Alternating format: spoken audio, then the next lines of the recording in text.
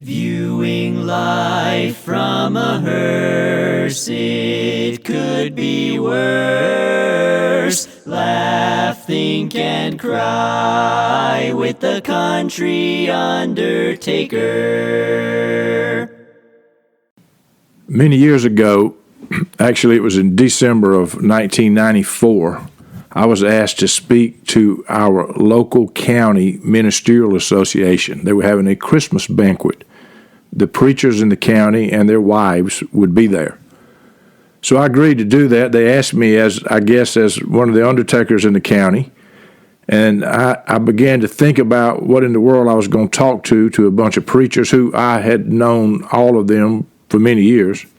I decided to, instead of doing some kind of spiritual speech or spiritual talk or sermonette or whatever, I decided to tell them funny things preachers do or funny things that's happened to me working with preachers. And it went over really good. These guys were really laughing. The wives were laughing more than the guys. The wait staff was even laughing. And the more stories I told, the more they laughed, the more stories I thought of. It became a very good evening, and that kind of launched my speaking career as a humorist and motivational speaker. I later began to mix funny stuff with serious stuff, but that's where it all started.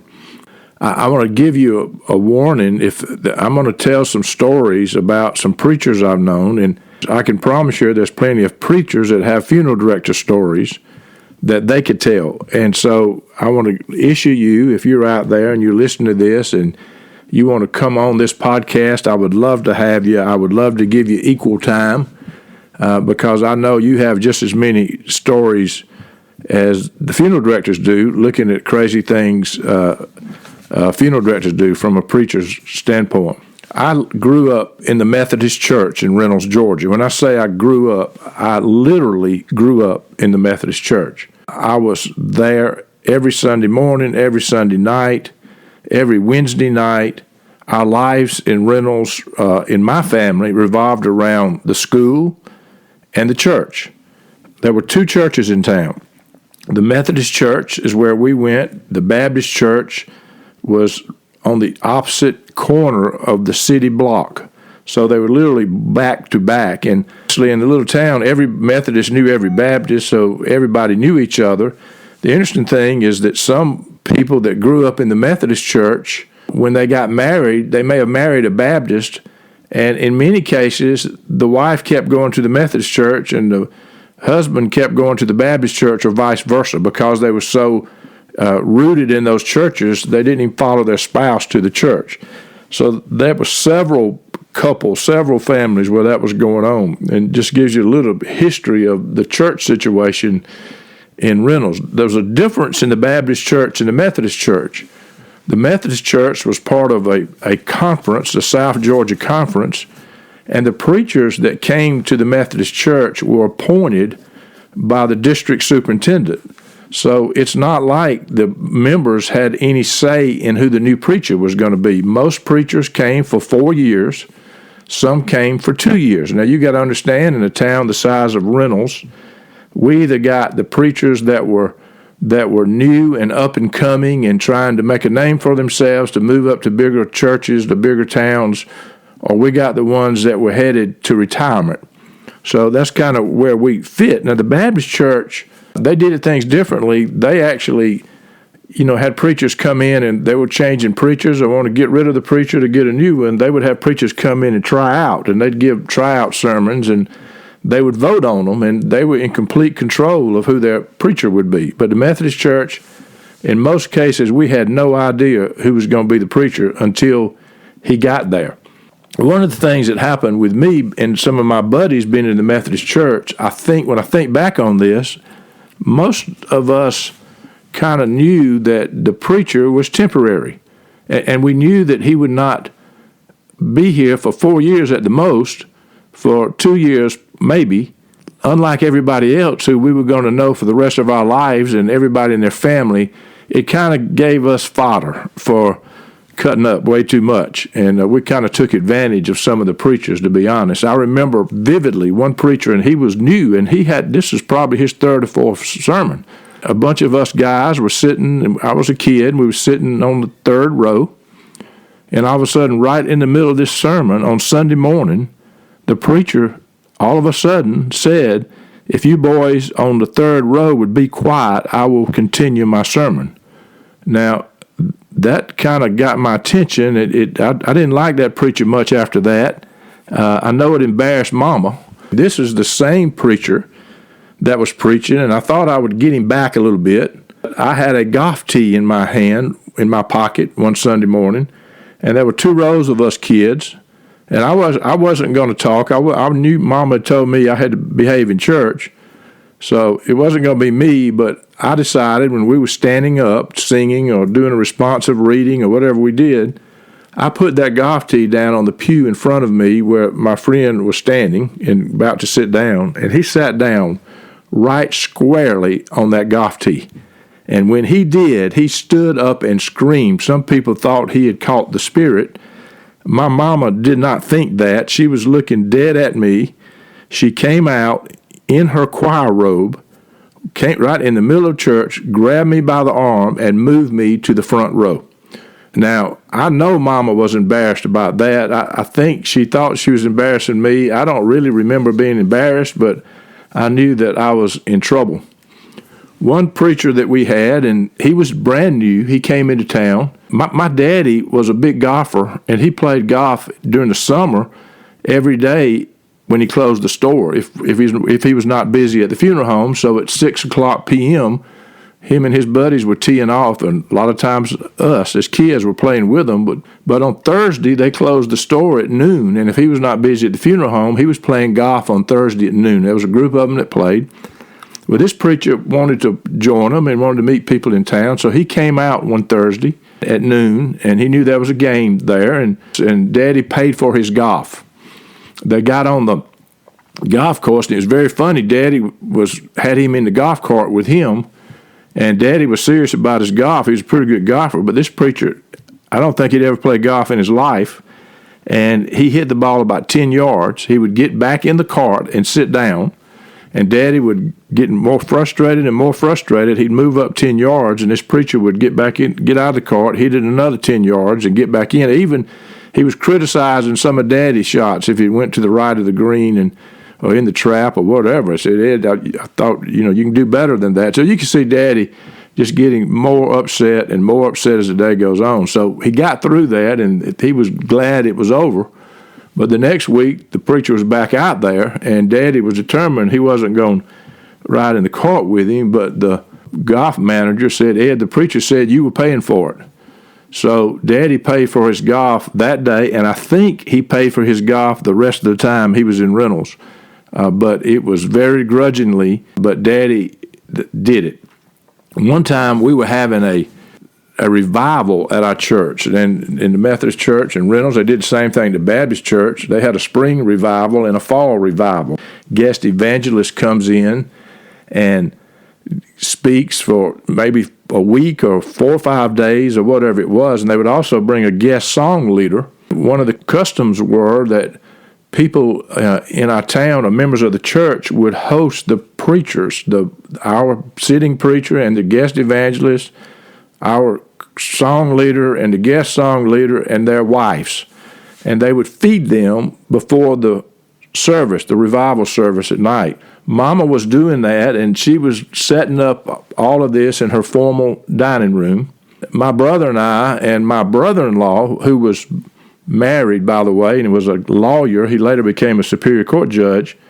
But we decided to play a little prank. I had ordered somehow or another got a poo-poo cushion. We put that poo-poo cushion, we had to make a guess of which chair we were going to put it in. It was a cushion on Mama's formal dining room table chairs, but we put it under that cushion. And lo and behold, when they all got there and they all gathered around the table, the guest minister, the guest evangelist was sitting in the perfect place, just what we thought. The regular preacher gave a flowery prayer saying grace, and it was a really long one and nice one. I think he was trying to impress the evangelist and his wife or whatever. He finally got through with that prayer, and everybody was standing up, and when he said amen, everybody sat down. And that evangelist sat on that poo-poo cushion, and I'm telling you, it made a noise. And nobody said one word. That's what made it so funny. Nobody said, "Excuse me, what happened?" I was sitting at a little table. My brother-in-law, again, who was older, my brother and I were sitting at a little table. My brother-in-law was too, because I think the reason he was sitting there, he wouldn't have been sitting there for any other reason, that he knew this was going to happen, and he wanted to have an escape route to get out of there when it did. I never squealed on him. I never told Mama that he was in on that. I took the brunt of that. Somewhere during that meal, Mama pointed at me and told me to go down the hall, and she got on me, and quietly at that point, it got worse after everybody had left. Another thing we used to do in the Methodist Church is we used to have sub-district meetings where the youth would go to another city or another town in different churches in our district. The youth groups would gather together, and that happened about once a quarter. We always enjoyed doing that because, wanted to meet new people, especially meet new girls and all that kind of stuff, and we were kids. So we were in this city, and Mama had a Vista Cruiser station wagon, and the back seat, the third seat, faced the back. It didn't face the forward, it faced the other way. And me and two of my buddies were sitting on the very back seat facing the back, and we were pulled up at a red light, and being kids, when we pulled up at the red light, we looked to our left, and we saw this man. It kind of glanced at us, and when he did, we gave him the finger. And you could tell he got mad, and we thought it was funny. In a few minutes, we put up to another red light, and lo and behold, there he was again. And so now all three of us gave him the finger. So this happened at least twice, I think maybe three times, and finally we got to the church where the sub-district meeting was going to be held, and we pulled into the parking lot. We looked up, and the preacher that we had been giving the finger to was the preacher that was going to speak at the sub-district meeting. And I don't remember how that was resolved. I never got in trouble for it, so I don't think Mama ever knew it. I know we sat in the very back, and we never got close to that preacher, I can tell you that. Mom and Daddy were, obviously very active in the church. And to tell you the story I'm about to tell you, I need to tell you a little bit about how they operate, especially after I got married and started having kids. I was their only kid in town. Got a call one day from Mama one morning and said, "Can you come down to the house?" And I said, "Yes, what's going on?" She said, "We got a rooster under the house." I said, "A rooster?" So I go down to the house, and I said, "Where'd you hear the rooster?" And I bend down, and I'm a big guy, and I'm looking under the house, and I don't see a rooster. I get something and bang to make some noise, and I'm shining a light, and I certainly don't see a rooster. But I go back in and say, "Mama, I do not see a rooster." And Daddy and Mama were both there. Said, "Well, we heard it while we were drinking coffee this morning." I said, "Well, I just don't believe there's a rooster. I don't know what you heard, but I don't know how a rooster would get under your house." So the next morning they called me again, about the same time, and I go back. This time I go get this smaller guy that was a lot smaller than me that could get into the house, and I would paid him to go up under the house and look to see if he could get this rooster. So I gave him a flashlight. I went out and waited on him, and he went all under that house, and he came back and said, "Bruce, there is no rooster under this house. I don't see anything." So I go back in and tell Mom and Daddy, "There's no rooster. I don't see a rooster." So they said, "We sure heard one." So the next day, I'm down at their house. I went by there to eat breakfast with them, and while we were eating breakfast, all of a sudden, I heard a rooster. And it didn't take me but a few minutes to realize Daddy had ordered one of these little cheap watches with a rooster as an alarm on it. That's what they were hearing. The rooster was coming off his watch. That's the kind of relationship I had with them. They would call me a lot when something was going on. Sometimes it wasn't very important, but I was the only one in town, and I would always go down. And this is after I'm an adult and they're older. Another day, and the reason I told you that story, just to set it up, Mama called me, and she was very upset. I could tell she was crying. And she said, "Bruce, can you come down to the house? The preacher's here." And I said, "Yes, what's wrong?" She said, "You just need to come here." So I'm thinking, has Mama got cancer?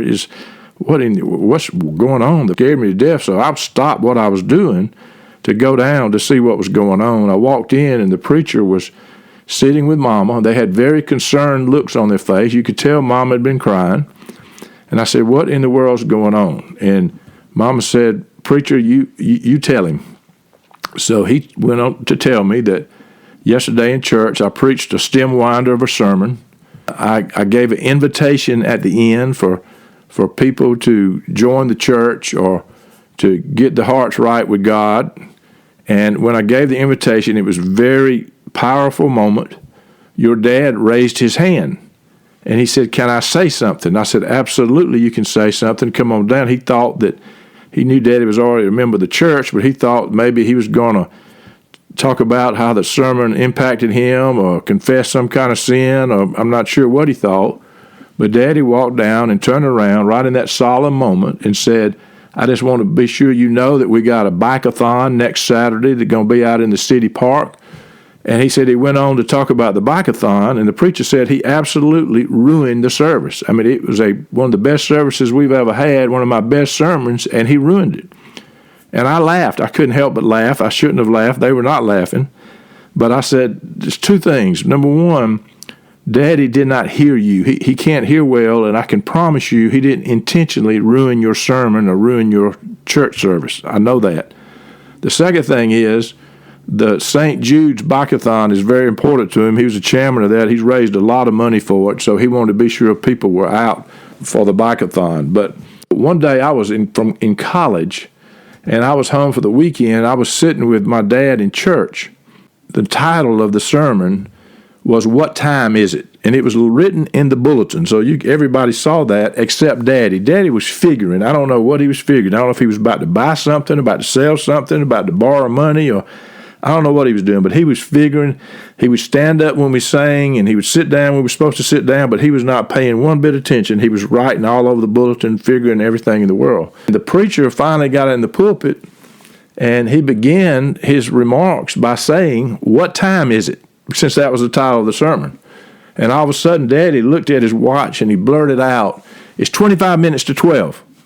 Well, everybody in the church laughed. I laughed. The preacher, it was literally a few minutes before he could talk after that. I remember his face being very red.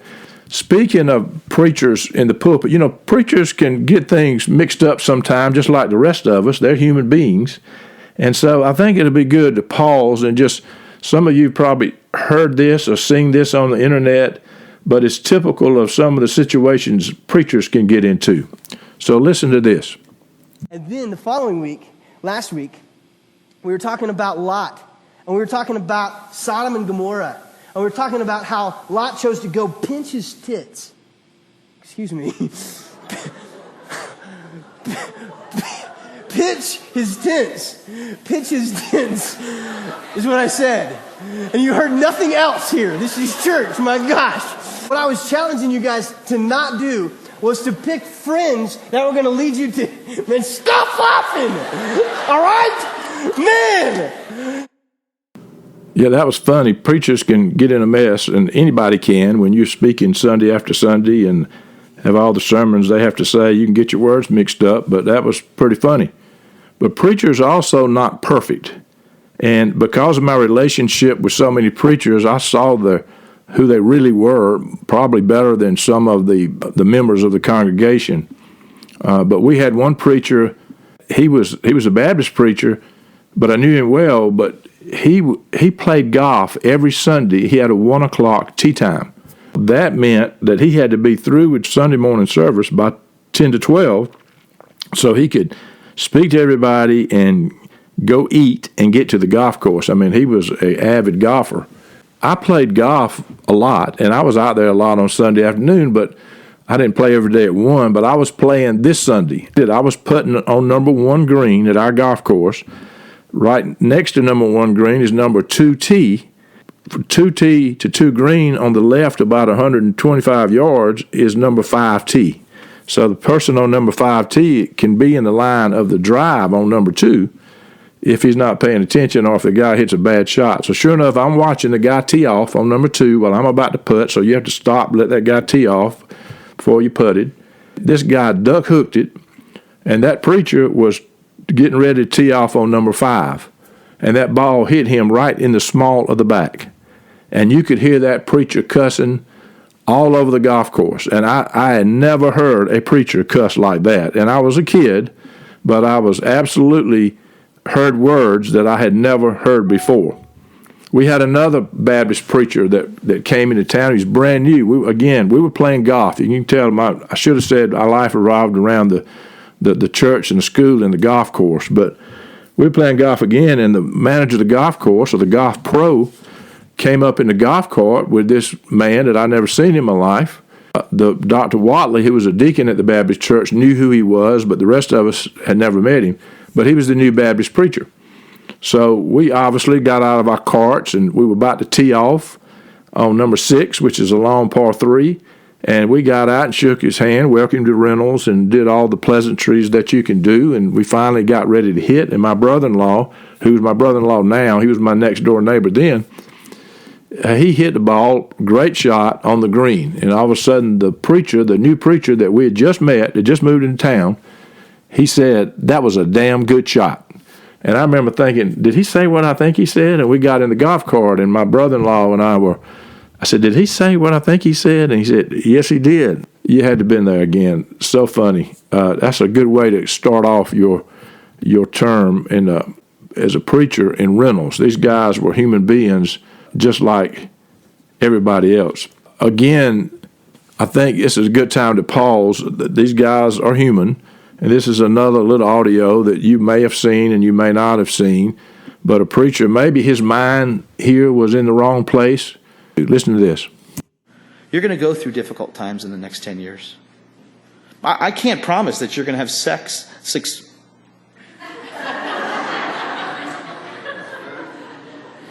Well, I can't promise that either.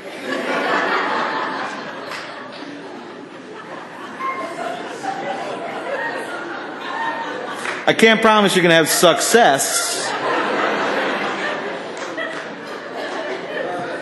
Either one of them. I think that preacher was thinking about something else when he said that, personally, but maybe not.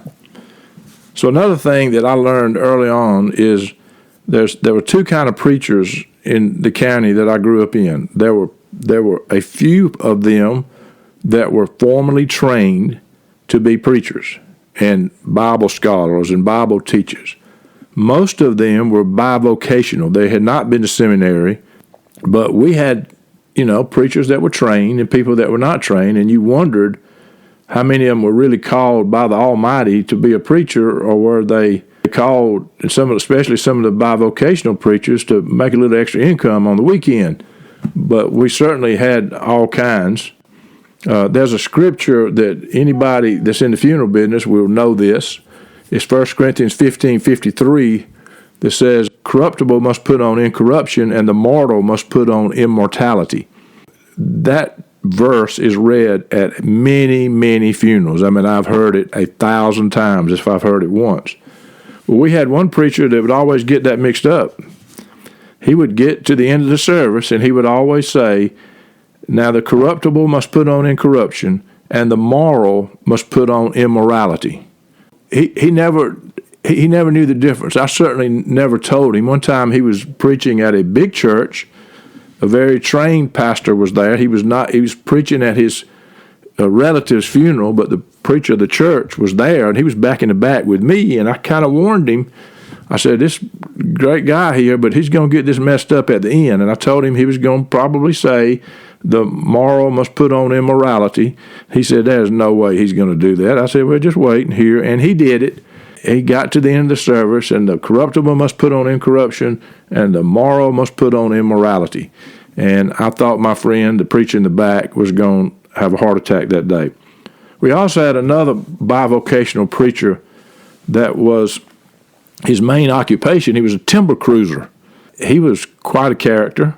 I was meeting with a family one day, and he was in there with the family, and we were making funeral arrangements. We got to the point where we were talking about the actual funeral. It was going to be a graveside service out in a little rural cemetery, sits off a little rural highway.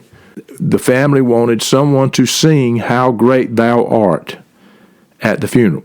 So they said they didn't have anybody to sing it, and I said, well, I can get somebody to sing it. We got plenty of people I know I can get them, but the preacher, the timber cruiser preacher, Said, no, I've got somebody. I'll get somebody to do that. I got plenty of people. I can handle that. So I said, that's fine. That's no problem. So a couple of days later, we were out at the graveside getting ready for this funeral.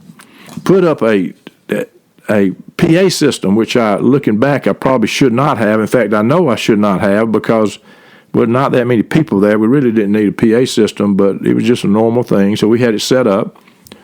Right across the street from that cemetery, a retired couple lived. So the preacher, whatever he did, he said some words, and then the guy came up to sing How Great Thou Art.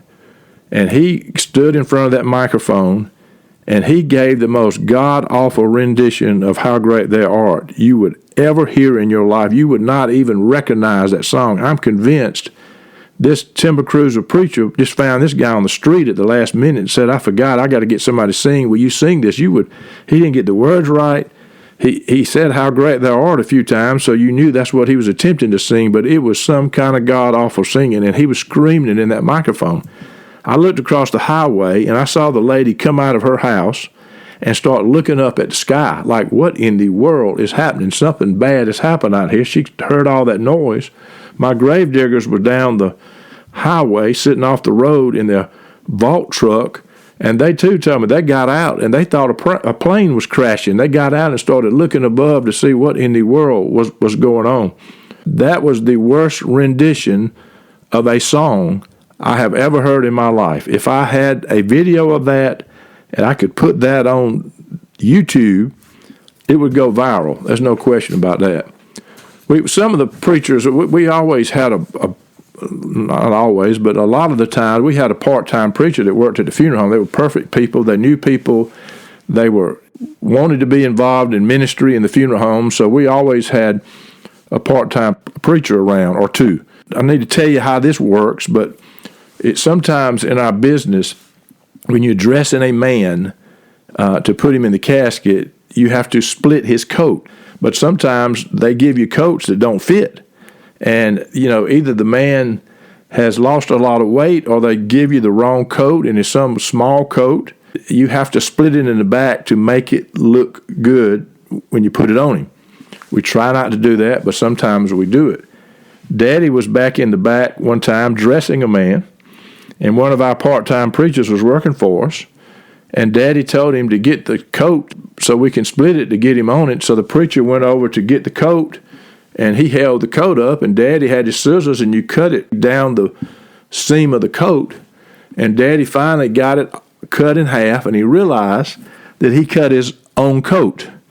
And Daddy was blaming that on the preacher. I think that was as much Daddy's problem as it was the preacher's problem. But that preacher never lived that down with Daddy. When I was in mortuary school, I had a teacher who was a retired funeral director from Oklahoma told us this story. He said that he used to split all the coats, and he said he lied about it. He said he figured the family wouldn't understand it. There was no sense in upsetting them, so he just didn't tell them that he split the coats. Even if they asked him, he would never tell them the truth until one day a lady came in, and she was about to go back and view her husband who'd passed away. And she said, "Sir, I need to ask you a question." He said, "Yes, ma'am. What do you need to ask?" He said, "Did you split my husband's coat?" He said, "No, ma'am, I certainly did not." She said, "Well, thank goodness, because I gave you the wrong coat. That's my son's coat. I got to get that coat back." And that undertaker stood there a minute and said, "Lady, I didn't split it, but I'll have to split it to get it off." Now that's a fast-thinking undertaker right there. You got to admit. Well, one of the other things that we were very late doing in my town was using clergy cards. A clergy card is where you write down the name of who died, their birth date, their death date, their survivors, whatever organizations they were in, and just basic stuff that you give to a minister so they've got all that information in front of them. Now, we never used that for many years because everybody knew each other, and to be honest, we were a little concerned that some of the preachers would either mispronounce or get something wrong when they read it, and we would get blamed for it because they were reading it off our clergy card. And that happened a time or two, so we just didn't like giving clergy cards out. But on this particular day, I remember we had a couple of funerals, so I was late getting to this funeral, And as soon as I walked into church, I realized that my friend, the pastor that was preaching, had a clergy card. I don't think he'd ever seen a clergy card. It was probably the first one he'd ever seen, but they gave it to him. And he couldn't see. He had glasses on the end of his nose. He was trying to read it. And I was thinking, sitting in the back, that this is exactly why we don't want to give these out, at least to talk to him about it instead of just handing him this card. So he starts reading the card. We're here to pay our last respects for Mrs. Jane Doe. He said she died on December the 8th, 1904, and his wife was playing the piano, and she got his attention. So that's when she was born. That's when she was born. So I'm sorry, she was born in 1904, and he says she's got one daughter, and he was ad-libbing now a little bit, and she's here, and I'm glad to tell you I found out today she's finally started attending church. I mean, this was getting worse and worse. He started reading the club. She was a member of the garden club. She was a member of the woman's club. She named all this stuff. And then he got down to the point to it with the funeral information. He said, and the funeral is being held now. And that, my friend, is why I told my people after that, why we don't use clergy cards. I almost came out of the pew like people were looking around. Is that why we're here? Oh, okay, we're here to, the funeral is being held now. Some preachers are very plain spoken. Some people, use a little charisma in saying things, especially at funerals. Some people are very good at when a person's life hadn't been perfect, make the family feel good about the person, and they're very good at that. Some people just say whatever they think, and we had one preacher that took plain spoken to another level, and he was preaching a funeral, and his basic message of the funeral was, this man went to hell, and if y'all don't straighten up, you're going to join him. Somebody called me that night and blessed me out that were in attendance at that funeral. Said, I cannot believe that you had this preacher say that. I said, I can't control what the preacher says. I had no control over what the preacher was saying. I tried to explain to him, but funeral directors get blamed for what people read off clergy cards, and they get blamed on what the preacher says. That's just part of what we do. Some of this audio I'm about to show you will make some of you mad.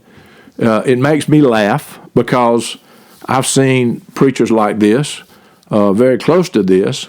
So I'll let you listen to this. Son, don't go to sleep while I'm talking. Hey, don't you lay your head back. I'm important. I'm somebody. Now, you might do your English teacher that way, but I'm not teaching English. I'm teaching eternal life here. I love you. You know I love you. Have I convinced you I love you? Yeah, you better nod your head. Yes, all right. Come on. And where have you been, Mr. Underwood? And I noticed on the calendar I'm supposed to marry y'all. What makes you think I'd marry you? You're one of the sorriest church members I have. You're not worth 15 cents. And you want me to marry you to her? And you want to marry him? And he don't even know where he belongs? And you don't even know where you belong? Now, let me tell y'all, everybody here, how much I love these kids. Are y'all keeping the camera on me back there in the little video room? Good. We're having trouble in the video room. There's no one finer than young Cox back there. And he comes down here and spends hours in that thing. But he has a little attitude adjustment that we're going to fix it. Brother Cox, you listening? Because, Brother Cox, I can fix your attitude adjustment. And I don't care what your mama thinks and your daddy thinks. And I don't have a better friend than your mama. But, Mama, you get out of my way when I'm messing with that boy, because I'm his preacher. I'm yours when I'm talking to you. But I'm his when I'm talking to him. And last I checked, he's a grown man. And that video room ain't going to be a youth hangout. I don't know how that guy kept members listening to him every week, but it looks like there was a crowd there. The other thing that I have found out is that, and I mentioned this already, that preachers can be human. I mean, they're all human beings. And to tell you these next two stories, tell you about me, I suffer from a disease, and it's called IBS, irritable bowel syndrome. And I admit it, and I've got plenty of stories I could tell you about that. My wife says I shouldn't tell those, so I probably won't. But I've got plenty of stories, and that I just don't get a warning when I have to go to the restroom. Well, my brother, who was also a pastor, had the same issue. And he was invited to preach at a church in another town on a Sunday morning. And he was in the pulpit, and he'd already started his sermon. Pretty big church. All of a sudden, right in the middle of his sermon, he had an IBS accident, and it was a serious accident, to the point that he had to stop and ask the song leader to come up and sing. He said, sing all 5 verses, and when you get through the 5 verses, you may have to start over. Mac went out of the pulpit, left them singing. I don't know how long he was gone, but long enough to clean himself up, and he came back. They stopped singing, and he finished the sermon.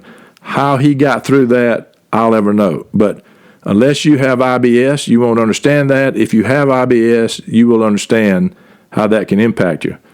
I'll tell this one story. When we moved to Warner Robins, we started visiting this very large church, and it was ended up to be 3,000 or 4,000 attended every Sunday. So it was a big church. And the senior pastor of the church, we met, and they came to visit us. But they invited Kathy and I out to eat. The preacher and his wife invited us out to eat, and we went to Macon to eat, which was 25-minute drive or whatever it is. Kathy had warned me ahead of time to be on your P's and Q's. These folks don't know you like everybody else. And so on the way back from Macon, all of a sudden it hit me. I had to go to the restroom. And I was, again, I don't get any warning. So I punched Kathy. I didn't want to embarrass her, but I said, I got to go. And she said, she looked at me with a stern look like I could control that. And I told the preacher, I said, Brother Jerry, I have got to go to the restroom. He said, okay. I said, I don't mean 10 minutes from now. You got to pull off. I got to go right now. He said, you mean to pull off the interstate? I said, pull off wherever you can. I don't have any warning. I don't want to ruin your car. And there was a Holiday Inn Express. And I said, pull in that parking lot. He said, are you going to go in the Holiday Inn? I said, I am a platinum member. I'm going to go in the Holiday Inn. So here I ran in, literally in front of this folks I just met, who's a pastor of this big church, and his wife. I ran as hard as I could in there, and I made it. And I got back. Kathy was beside herself. She didn't speak to me. She didn't look at me. She was humiliated. Got back to the house, and I don't know what I could have done, but she was not happy with me. And the good news is that they became good friends of ours. We're still friends today. I don't know what they said to each other that night, but in the long run, they figured I was human, and they laughed. This final story is about a poor preacher that had to go to South Georgia to preach a funeral. It may be the best story of all. And one of the classic stories I ever heard about, I was talking about funny things happening in serious places. Y'all probably have heard about this. But this preacher from Middle Georgia went down to South Georgia, to Alma, Georgia, to preach a funeral. It was in the middle of the summer. It was hot. It gets hot in Alma, Georgia in the middle of July. And it's one of these small Baptist churches where you got people lined up on the walls, people outside, people everywhere. Had the fans going, the funeral home advertising going, people fanning off. It was hot. And the family had come to this funeral director that morning and said, we've got an unusual request, and I know that we've told you to have the young man that's going to sing Amazing Grace at the funeral. But the family, the son-in-law came and said they've been talking about it, and they want you to sing Jingle Bells. They want him to sing Jingle Bells at the funeral. I said, are you sure? I said, they said that was her favorite song, and that's what they want sung. So he said, that's what they want. He talked to the young man that was going to sing. He had to go to school to find all the words of Jingle Bells, and he practiced it, in its dignified voice, dashing through the snow in a one heart, Jingle Bells. Can you imagine singing that at a funeral? But anyway, he stood up and he started singing that song, and the more he sung, the worse it got. People were looking down. They were shaking their heads. He sang verses that nobody never heard. He sung it for a long time. And he finally got through with that song, and he was looking for a hole to go get in because he could see the expression on people's faces. At the graveside, the funeral director came up to him, had a funny look on his face. He said, son, I got something I need to tell you that we made a terrible mistake. He said, what are you talking about? He said, well, I just found out the song that they wanted you to sing was Golden Bells. When they ring those golden bells. And they done sung Jingle Bells at that funeral. Last time I heard about that guy that was singing, he was working at a bar in Albany, Georgia. He never sung again after all that. The world ain't going to stop when you die, and we need to lighten up. Isn't it good to laugh? It's okay to laugh even in the face of adversity. even in the most serious times, it really is okay to laugh. Viewing life from a hearse, it could be worse. Laugh, think, and cry with the country undertaker.